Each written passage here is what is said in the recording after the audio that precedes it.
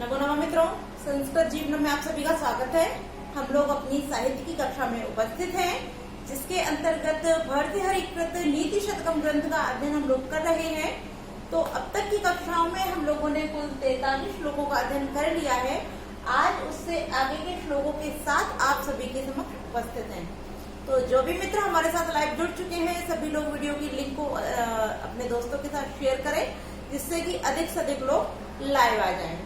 तो आइए हम लोग अपनी कक्षा को शुरू करें। उससे पहले एक बात अवश्य कहना चाहूंगी कि जैसे कि हमारी जो साहित्य की कक्षा है वह तो नियमित रूप से चल रही है, किंतु जो हमारी व्याकरण की कक्षा 8 बजे वाली होती है वह इस समय बंद चल रही है। तो मैं आप सभी से आग्रह करना चाहूंगी कि आप लोग अधिक से अधिक संख्या में लाइव आया कीजिए, और आप लोगों की जितनी जल्दी संख्या बढ़ेगी उतनी ही जल्दी हमारी जो व्याकरण की कक्षा है उसको लेकर भी हम लोग उपस्थित हो जाएंगे।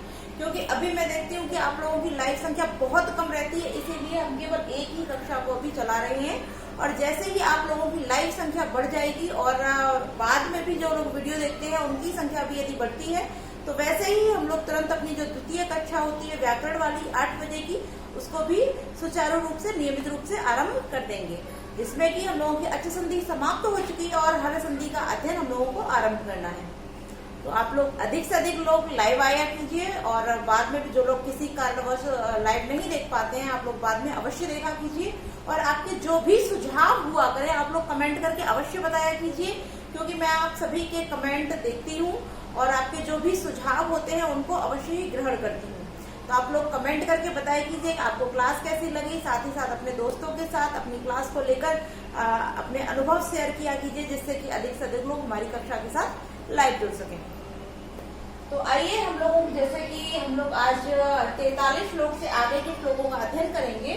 और अभी तक हम लोगों का जो अर्थ पद्धति है, अर्थ पद्धति चल रही थी। तो जो हमारा 44वां श्लोक है यह तो अर्थ पद्धति का है, किंतु उसके बाद यहाँ अर्थ पद्धति हमारी समाप्त हो जाएगी। तत्पश्चात जो नीचे के 3 श्लोक हैं यह सभी दुर्जन पद्धति से लिए गए हैं। तो आइए पहले अर्थ पद्धति के श्लोक का अध्ययन कर लेते, तत्पश्चात हम आगे बढ़ेंगे। तो ये वाचन कर लेते, तत्पश्चात अर्थ को जानते हैं। तो आप सभी लोग मेरे साथ दोहरा लीजिए कि यद्गात्रा निज भाल पट्ट लिखितम स्तोक महद्वाधनम तत्प्राप्नोति मरुस्थलेपि नितरां मेरो ततो नाधिकम तद्धीरो भव वित्वस्तु कृपणां वृत्तिं वृथा मा कृथा कूपे पश्य पयोनिधावपि घटो गृह्णाति तुल्यं जलम। तो यहाँ भर्तृहरि जी बताते हैं कि विधाता अर्थात ईश्वर ने जो हमारे भाग्य में जितना लिख रखा है धन के विषय में, अर्थात जितना भी धन हमारे मस्तक पर हमारे भाग्य में लिख रखा है, फिर हम चाहे किसी भी स्थान पर हो वह हमको अवश्य ही प्राप्त होगा। और इस प्रकार से कि जब आपकी किस्मत में जो आपके लिए लिखा गया है वो आपको मिलना ही है, तो आप अपने जो व्यवहार है अर्थात दीनता का जो व्यवहार है उसको अन्य लोगों के प्रति मत दर्शाइए। इस प्रकार का इस श्लोक में वर्णन किया गया है। तो आइए देखते हैं भर्तृहरि जी क्या कहते हैं।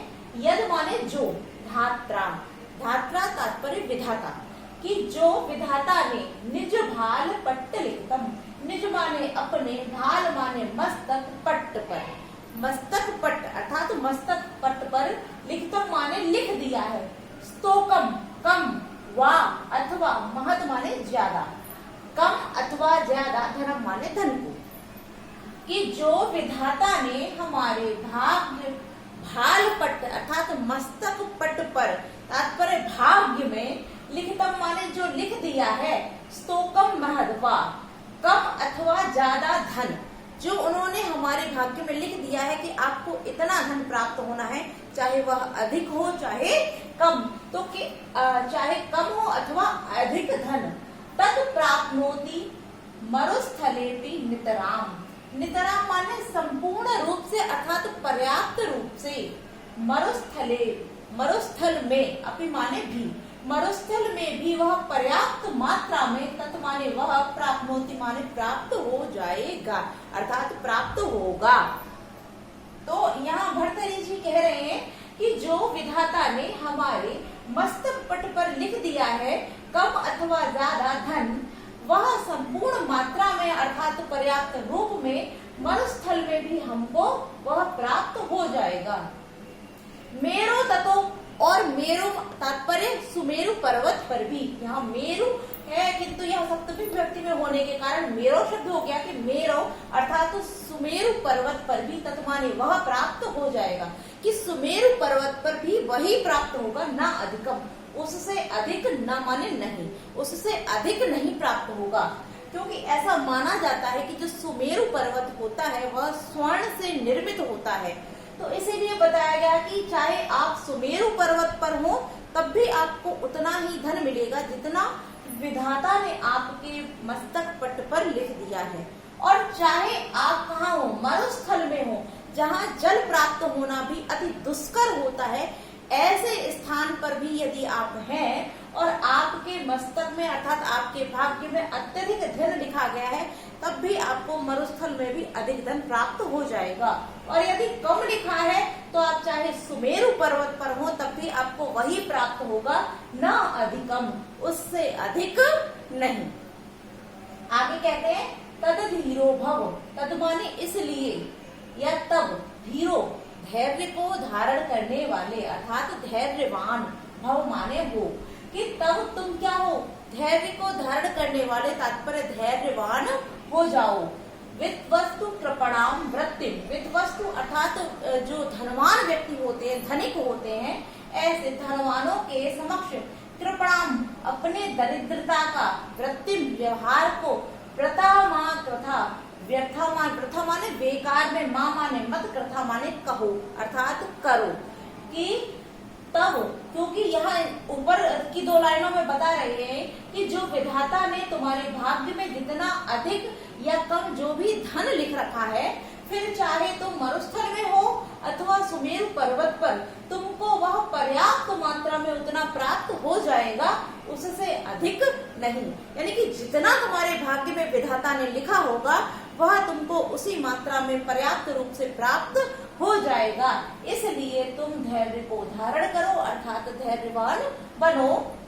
और वित्त वस्तु जो धनिक लोग हैं ऐसे लोगों के समक्ष कृपणाम वृत्ति अपनी दरिद्रता के व्यवहार को, वृथा मां कृथा, व्यर्थ में मत कहो या दर्शाओ, कि व्यर्थ में अपनी दीनता का व्यवहार अर्थात दीनता का रोना उन लोगों के सामने मत रो, क्योंकि जो तुम्हारे भाग्य में लिखा है वह तुमको अवश्य ही प्राप्त हो जाएगा। जैसे आपने सुना होगा कुछ लोग जो बड़े बूढ़े लोग होते हैं वह कहते हैं कि तुम्हारे भाग्य में विधाता ने जितना लिख रखा है और जिस समय लिख रखा है वह उसी समय में उसी मात्रा में आपको प्राप्त हो जाएगा, उससे पूर्व भी प्राप्त नहीं होगा और उसके बाद भी प्राप्त नहीं होगा, उससे अधिक भी प्राप्त नहीं होगा और उससे कम भी प्राप्त नहीं होगा। तो इसलिए तुम धैर्य को धारण करो, क्योंकि तुमको जब जितना धन प्राप्त होना होगा तभी मिलेगा। और धनिकों के सामने अपनी दीनता के व्यवहार को बेकार में मत कहो।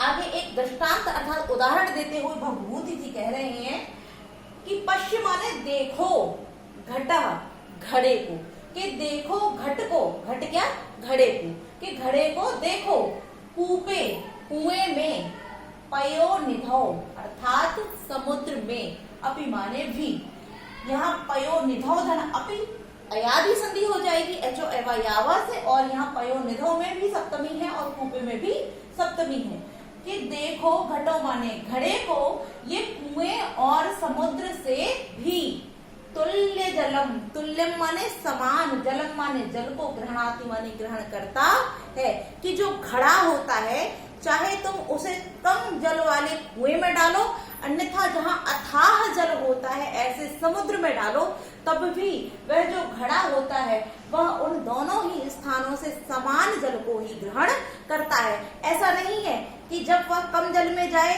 तो थोड़ा भरे और जब समुद्र में पहुंच जाए तो बहुत ज्यादा भरता चला जाए, ऐसा नहीं होता है। वह उतना ही जल ग्रहण करता है जितना उसको आवश्यकता अर्थात जितना घड़े में आ सकता है, फिर चाहे वह कुएं से जल को ग्रहण करे अन्यथा समुद्र से, वो दोनों ही स्थानों से समान जल को ग्रहण करता है।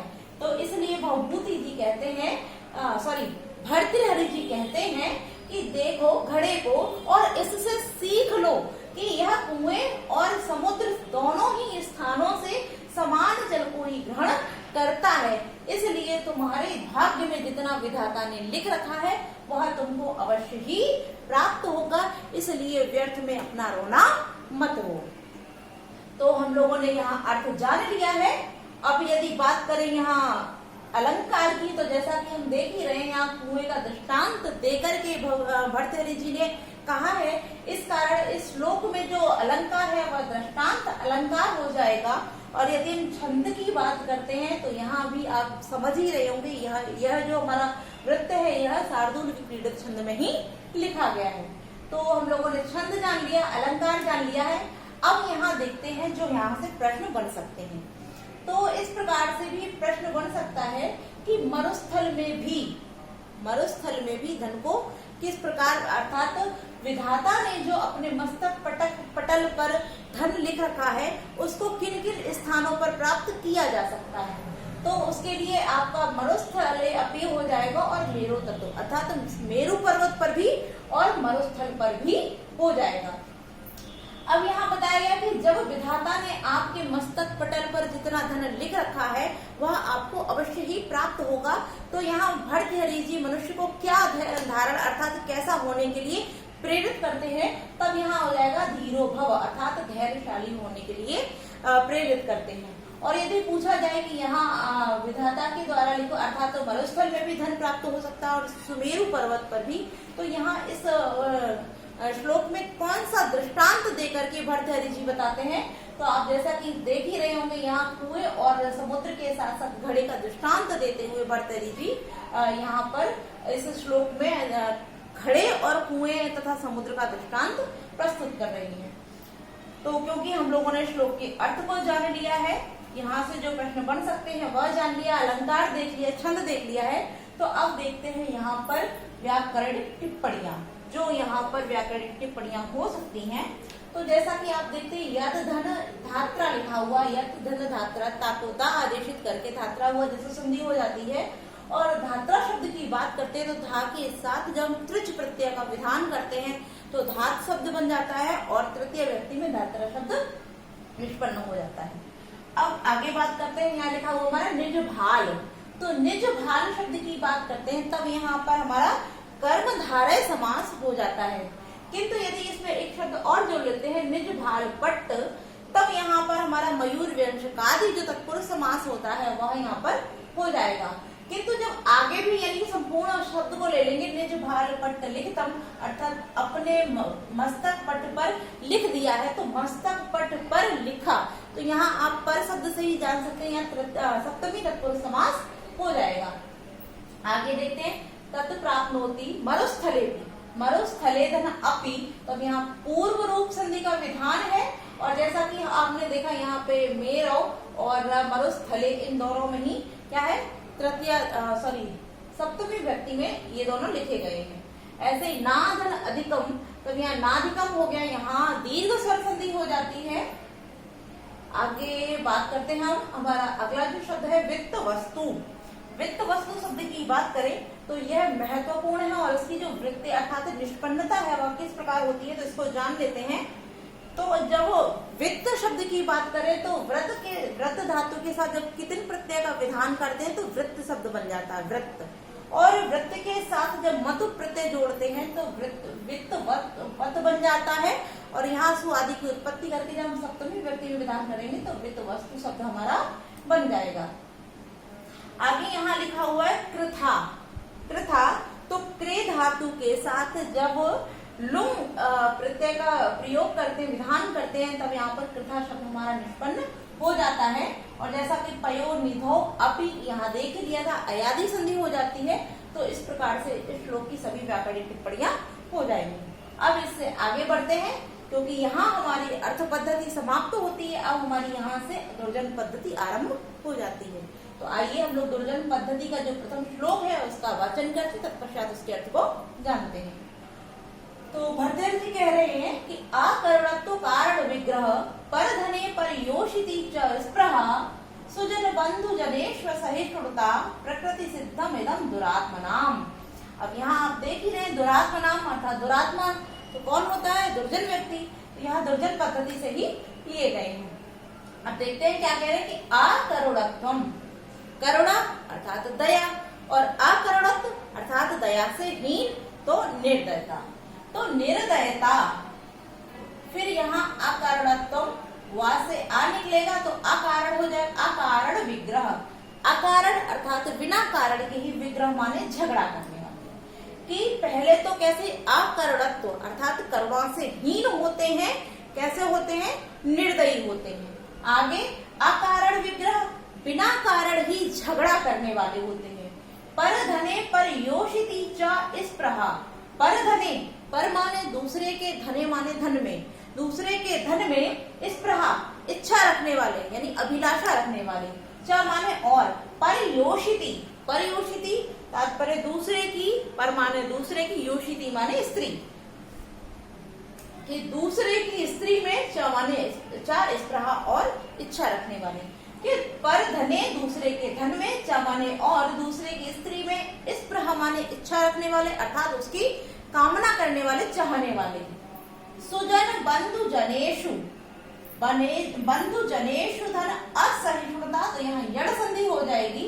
तो सुजन, सुजन माने सज्जन, और बंधु जनेषु बंधु जनों में असहिष्णुता तात्पर्य असहनशीलता, यानी कि जो बंधुजन और सज्जनों के प्रति कैसे नहीं होते, सहनशील नहीं होते हैं। प्रकृति सिद्धम इदम, इदम माने ऐसा ही, प्रकृति से सिद्ध यानी कि स्वभाव से सिद्ध है, दुरात्मनाम दुरात्माओं का, ऐसा ही दुरात्माओं का स्वभाव सिद्ध होता है। अर्थात जो दुरात्मा होते हैं, जो दुर्जन व्यक्ति होते हैं, वह स्वभाव से कैसे होते हैं, स्वभाव से ऐसे ही होते हैं। तो ऐसे ही होते, तात्पर्य क्या क्या बताया गया कि जो दुर्जन व्यक्ति होते हैं उनके व्यवहार, उनके स्वभाव के विषय में ही बताते हुए भर्तृहरि जी कहते हैं कि पहले तो वह कैसे होते हैं, अकरुणत्व अर्थात उनके अंदर करुणा, लेश मात्र भी करुणा नहीं होती, तात्पर्य वो लोग दया जानते ही नहीं है, निर्दयी स्वभाव के होते हैं। कौन, दुष्ट लोग, दुर्जन लोग। तो कि दुर्जन लोग पहले तो निर्दयी होते हैं और बिना कारण के ही झगड़ा करने वाले होते हैं। दूसरे के धन और दूसरे की स्त्री में इच्छा रखते हैं, कामना रखते हैं अर्थात अभिलाषा रखने वाले होते हैं। कौन, दुष्ट व्यक्ति। ये सभी दुष्ट व्यक्ति की ही विशेषता है, उसके स्वभाव के विषय में ही गुण बता, अर्थात इसके स्वभावों के विषय में भर्तृहरि जी इन श्लोकों में वर्णन कर रहे हैं। आगे कहते हैं कि जो सज्जन व्यक्ति और बंधुजन होते हैं उनके प्रति कैसे होते हैं, असहिष्णुता, असहिष्णु होते हैं अर्थात उनकी किसी भी बात को सहन न करने वाले होते हैं। तो कि एदम दुरात्मनाम ही, यह ही दुर्जनों का प्रकृति सिद्धम अर्थात स्वभाव से सिद्ध होता है, यानी कि दुष्टों का जो स्वभाव है वो ऐसा ही होता है, इन अवगुणों से युक्त ही होता है। तो अर्थ जान लिया है, आगे बढ़ते हैं हम लोग। यहाँ देखते हैं कि यहाँ से किस किस प्रकार से प्रश्न बन सकते हैं। तो सर्वप्रथम प्रश्न यही बन जाता है कि प्रकृति सिद्धम इदम किम, तो दुरात्मनाम, ठीक है। आगे यहाँ यह भी पूछा जा सकता है कि जो दुष्ट लोग होते हैं, दुर्जन व्यक्ति होते हैं, उनके किस प्रकार, उनके अर्थात कितने अवगुण बताए गए हैं, तो उसको भी देख लेते हैं कि अकरणत्व और अकारण विग्रह दो यह हो गए, परधने परयोषिति च स्पृहा दो यह चार हो गए, और आगे कहा गया सुजन बंधुजनो असहिष्णुता, अर्थात यहाँ पर पांच प्रकार, पांच व्यवहार बताए गए हैं कि इस प्रकार के व्यवहार कैसे होते हैं, अर्थात इस प्रकार के स्वभाव सिद्ध लोग ही दुर्जन व्यक्ति होते हैं। अब यहाँ प्रश्न अगला यह भी हो सकता है कि परधने परयोषिति का स्पृहा, यानी कि दूसरे के धन और दूसरे की स्त्री में अभिलाषा रखने वाले कौन होते हैं, तो दुरात्मनाम। अगला अकारण विग्रह का, यानी अकारण विग्रह करने वाले कौन होते हैं, तो दुरात्मनाम, ठीक है। तो इस प्रकार से यहाँ प्रश्न बन सकते हैं। तो अब देखते हैं हम लोग यहाँ पर जो हमारे मुख्य मुख्य शब्द हैं उनमें उनकी व्याकरणिक टिप्पणियां देख लेते हैं। तो सबसे पहले यहाँ लिखा हुआ अकरुणत्वम, तो अकरुणत्वम अर्थात न करुणत्वम, तो यहाँ पर हमारा नए बहुब्रीहि समास होगा, और इसी कारण यहाँ अकारण विग्रह तब भी यहाँ नए बहुब्रीहि समास ही होगा। किंतु यदि इस संपूर्ण लाइन को ले लेते हैं अर्थात अकरुणत्व कारण विग्रहम, तब यहाँ पर हमारा कर्मधारय समास हो जाएगा।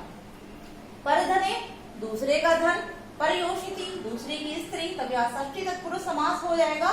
और जो स्पृहा शब्द है, यदि इसकी निष्पत्ति हम देखते हैं, स्पृहा धातु के साथ अंग और अंग के साथ टाप प्रत्यय के विधान से यहाँ स्पृहा शब्द हमारा निष्पन्न हो जाता है। सुजन बंधुजन, तब यहाँ द्वंद्व समास हो जाएगा। सुजनः च बंधुजनः च, तब यहाँ हमारा द्वंद्व समास हो जाएगा। संधि हम लोगों ने देख ही ली है। सुजन बंधु जनेषु धन असहिष्णुता यड़ संधि हो जाएगी इको यड़ की सूत्र से। तो इस प्रकार से यहाँ पे अगर एक शब्द और है प्रकृति सिद्धम, हमारा जो लिखा हुआ है प्रकृति सिद्धम, तो प्रकृति से सिद्ध, यहाँ पर प्रकृति से सिद्ध होने के कारण प्रकृत्या सिद्धम अर्थात प्रकृति से सिद्ध, तब यहाँ तृतीया तत्पुरुष समास हो जाता है। तो हम लोगों ने हमारे 45वें श्लोक का अर्थ भी जान लिया है। अब बढ़ते हैं हम लोग दुर्जन पद्धति के दूसरे श्लोक की ओर। एक महत्वपूर्ण प्रश्न और छूटा जा रहा है यहाँ पर कि यह जो हमारा श्लोक है यह किस छंद में लिखा हुआ है। तो हमारा जो 45वां श्लोक है यह द्रुत विलंबित छंद में लिखा हुआ है। किसमें? द्रुत विलंबित छंद में। और द्रुत विलंबित छंद का जो लक्षण है वो कौन सा है? तो द्रुत विलंबित माह नभौ भरौ, यह इस द्रुत विलंबित छंद का लक्षण होता है। और जैसा कि अंत में आया नभौ भरौ, तो आप इससे ही याद रख सकते हैं नभौ भरौ द्रुत विलंबित। तो नभौ भरौ से तात्पर्य है नगड़, भगड़, नभौ भरौ, फिर भगड़ और रगड़, अर्थात यहाँ लिख देते हैं नभौ भरौ, अर्थात नगड़, भगड़, भगड़, रगड़ के क्रम से यहाँ 4 गढ़, और चारों गढ़ में जैसे कि हम सभी जानते हैं कि प्रत्येक गढ़ में 3-3 वर्ण होते हैं, तो 4 12 वर्ण हो जाते हैं। तो आप देख लीजिए यहाँ पर 12 ही होंगे। 1 2 3 4 5 6 7 8 9 10 11, 1 2 3 4 5 6 7 8 9 10 11, 1 2 3 4 5 6 7 8 9 10 11 12 ही हो जाएंगे। और जैसा कि यहाँ नभौ भरौ लिखा है तो नगड़ होगा पहले, फिर भगड़ होगा, फिर भगड़, फिर रगड़।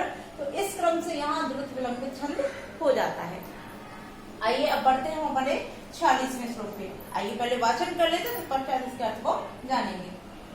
कि दुर्जना परिहर्तव्यो विद्ययालंकृतोऽपि सन मणिना भूषितः सर्प किम असौ न भयंकरः।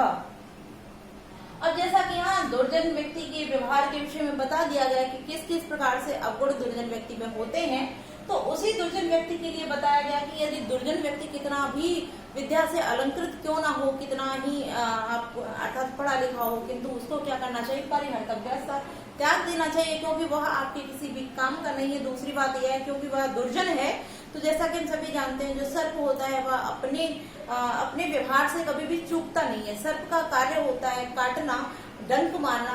तो जैसे बिच्छू के लिए भी उदाहरण दिया है कि बिच्छू का कार्य होता है डंक मारना, वो कभी न कभी आपको डंक अवश्य मारेगा।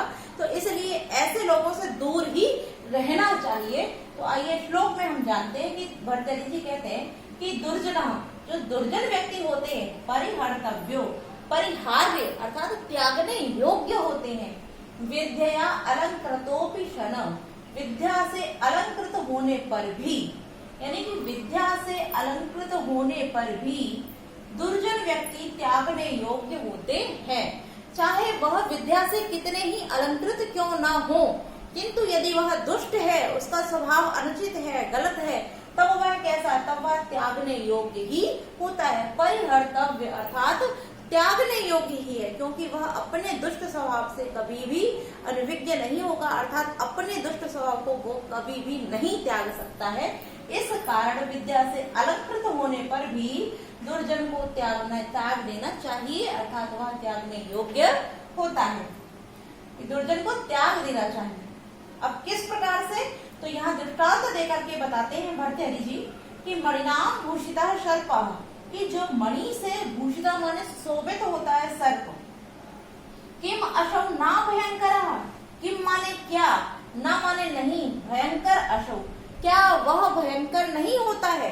अर्थात जिस मणि अर्थात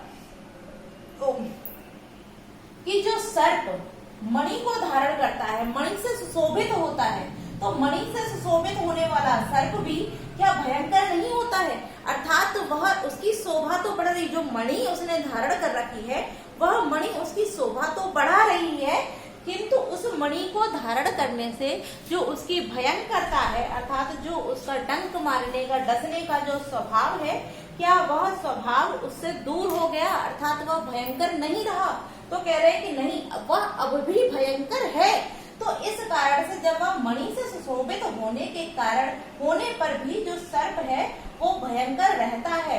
तो इसी प्रकार विद्या से अलंकृत होने पर भी जो दुष्ट व्यक्ति होता है वो दुष्ट ही रहता है।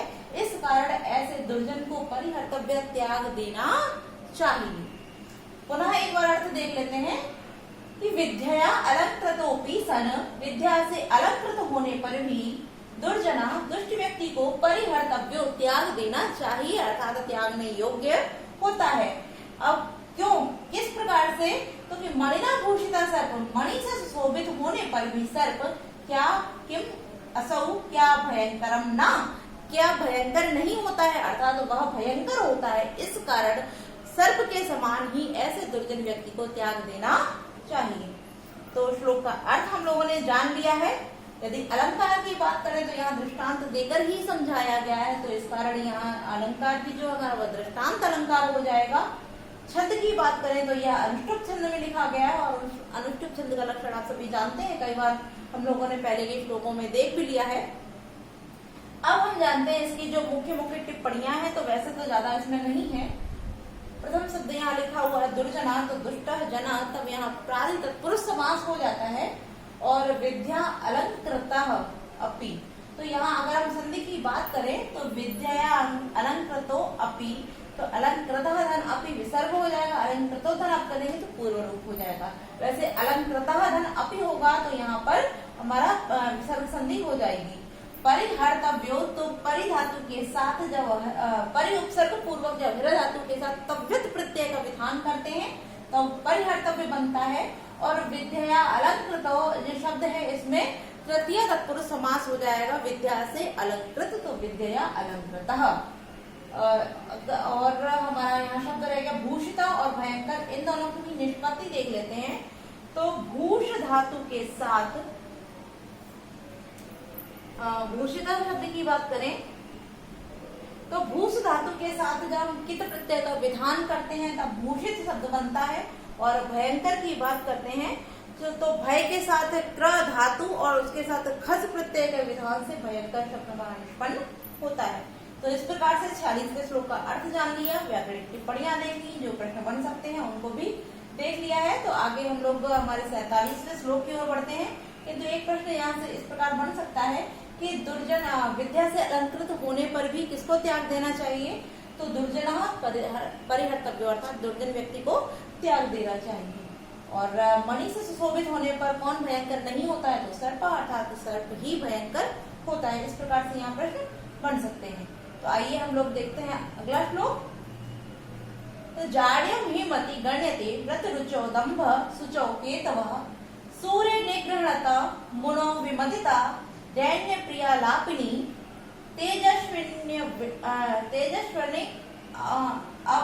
तेजस्विनी यवलिप्तता मुखरता वक्त्यर्थ शक्ति स्थिरे तत्को नाम गुणो भवेत् गुणिना यो दुर्जने नांकितः।